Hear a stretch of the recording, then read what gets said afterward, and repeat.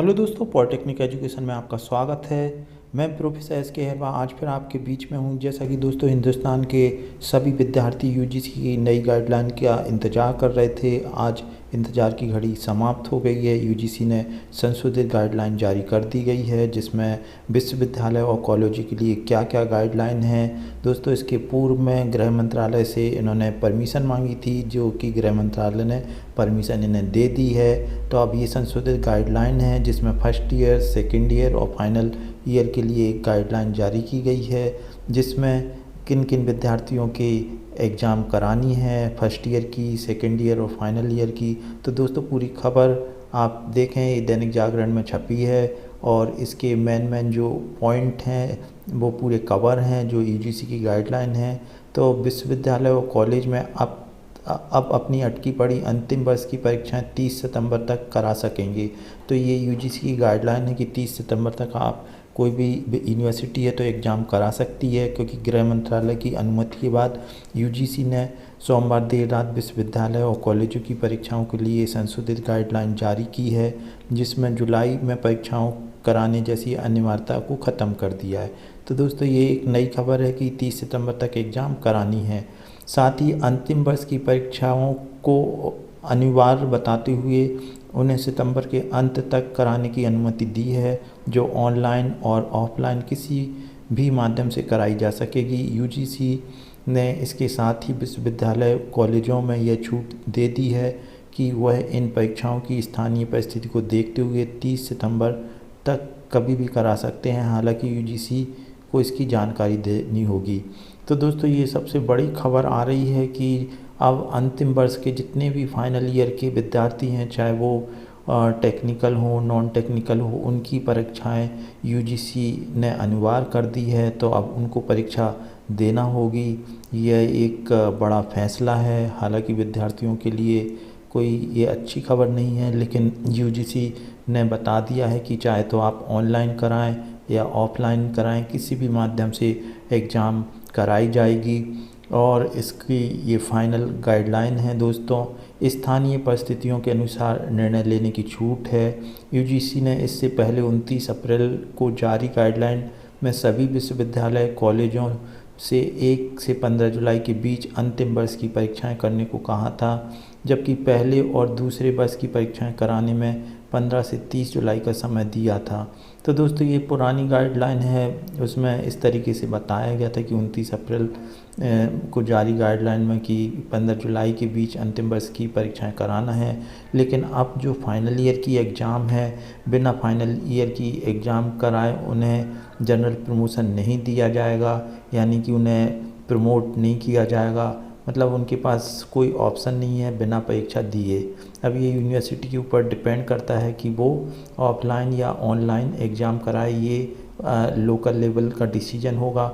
जुलाई तक का समय दिया था। अब इस बीच कोरोना की तेज़ी से बढ़ते संक्रमण को देखते हुए कई राज्यों और विश्वविद्यालयों ने मौजूदा परिस्थितियों में परीक्षाएं कराने से हाथ खड़े कर दिए थे, जिसके बाद मानव संसाधन विकास मंत्रालय ने यूजीसी से परीक्षाओं को लेकर जारी गाइडलाइन की एक नए सिरे से समीक्षा करने के निर्देश दिए थे। ये दोस्तों एमएचआरडी ने मंत्रालय है, उन्होंने यूजीसी को परीक्षाओं के लिए गाइडलाइन जारी करने के लिए, तो इन्होंने एमएचआरडी ने दोस्तों ये गृह मंत्रालय और स्वास्थ्य विभाग से अनुमति ले ली है कि हाँ, इस तरीके से जब उनकी मंजूरी मिल गई है तो फिर ये जो फाइनल ईयर के विद्यार्थी हैं उनके एग्ज़ाम कराने के लिए हरी झंडी दे दी है।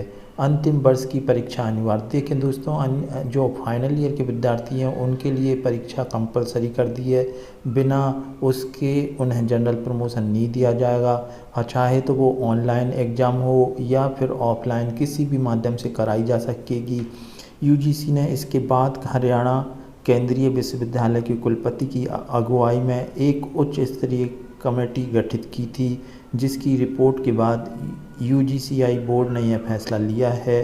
यूजीसी ने इसके साथ ही सभी विश्वविद्यालयों और कॉलेजों को निर्देश दिया है तो दोस्तों ये एक बड़ी खबर है कि अब मतलब जो फाइनल ईयर के विद्यार्थी थे, जो उम्मीद लगाए हुए थे, आशा की किरण थी कि उन्हें भी प्रमोट कर दिया जाएगा, तो ऐसा लग रहा है कि अब ये फाइनल निर्णय है और यूजीसी की गाइडलाइन पूरे देश को फॉलो करना पड़ती है।